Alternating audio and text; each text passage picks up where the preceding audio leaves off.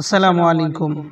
ইরানের ইতিহাসের কথা মনে পড়লেই আপনার প্রাচীন পারস্যের কথাও মনে পড়বে, কেননা প্রাচীন পারস্য বর্তমানের ইরান। আগে ছিল পারস্য, এখন হয়ে গেছে ইরান। প্রাচীন পারস্য কি করে ইরান হয়ে গেল এবং ইরানের মধ্যে কি করে ইসলাম এসেছিল, ইরানের মধ্যে ইসলামের আগমন, তার সঙ্গে আলোচনা থাকবে ইরানবাসীরা শিয়া মুসলমান কি করে হলো। এইসব বিষয় নিয়ে আজকের আলোচনায় আপনাদের সবাইকে জানাই আন্তরিক স্বাগতম।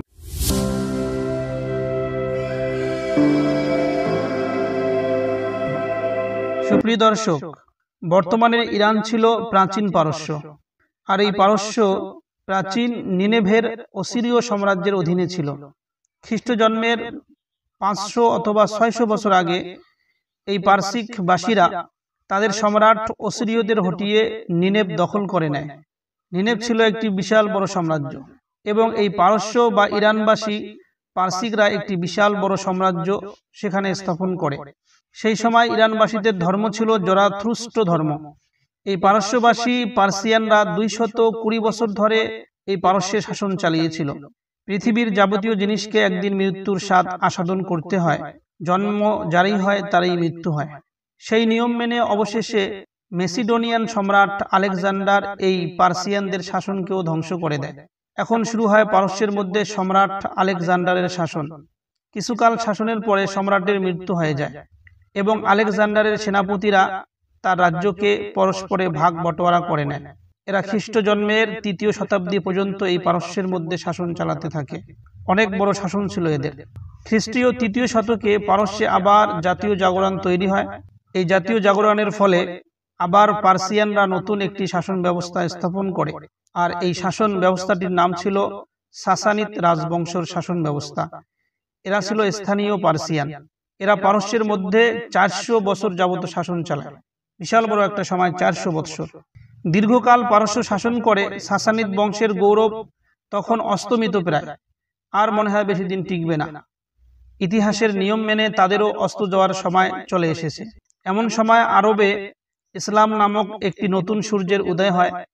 হযরত মুহাম্মদ মুস্তাফা সাল্লাল্লাহু আলাইহি ওয়াসাল্লামের মৃত্যুর 10 বছরের মাথায় পারস্য মুসলমানের হাতে জয় হয়ে যায়।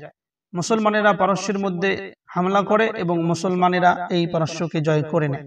মুসলিম বাহিনী তখন একটা নতুন আলোয় আলোকিত হয়ে মধ্য এশিয়া থেকে উত্তর আফ্রিকা পর্যন্ত দখল করে নিয়েছিল।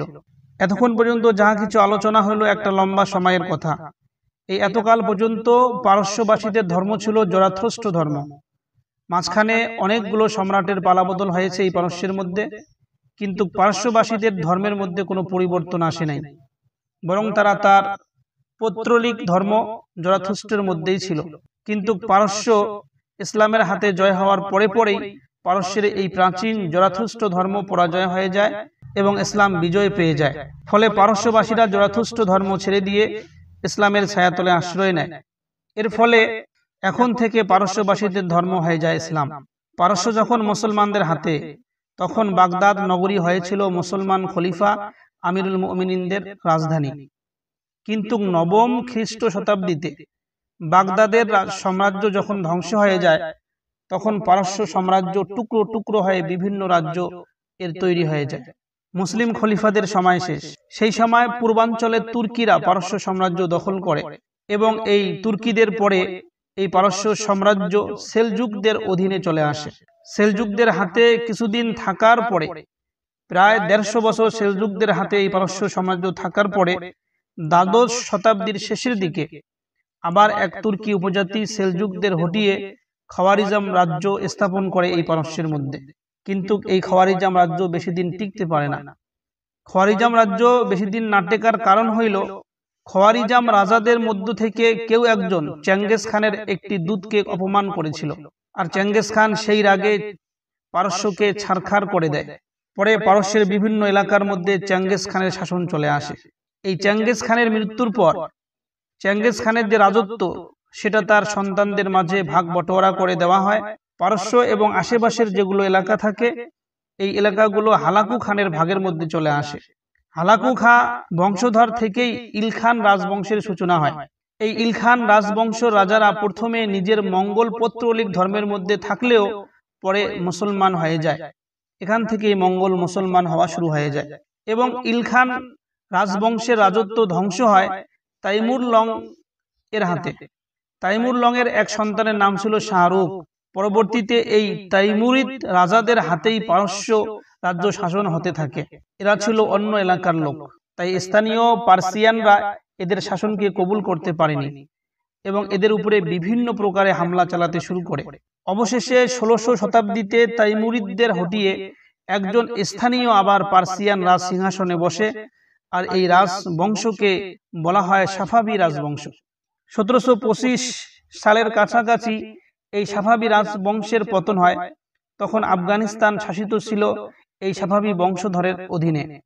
আফগানিদের হাতেই এই সাফাবি বংশধরের পতন হয় এবং আফগানিরা ইস্পাহান দখল করে নেয়। পরে আবার কিছুদিনের মধ্যে সাফাবি সেনাপতি নাদির শাহ আফগানিস্তানে হামলা করে আবার আফগানিস্তানের সিংহাসনে বসে। অষ্টাদশ ও ঊনবিংশ শতাব্দী পার্সিয়ানদের জন্য ছিল চরম দুর্যোগের একটা সময়। গৃহযুদ্ধ ও ইউরোপীয় উগ্র জাতীয়তাবাদীদের প্রসারে এই পার্সিয়ানরা কখনো ব্রিটেন আবার কখনো রাশিয়ানদের হাতে পুতুল হিসাবে কাজ করত। সেই সময় পার্সিয়ান রাজারা ছিল ভোগ বিলাসের মধ্যে লিপ্ত। এদিকেও প্রথম বিশ্বযুদ্ধ শুরু হয়।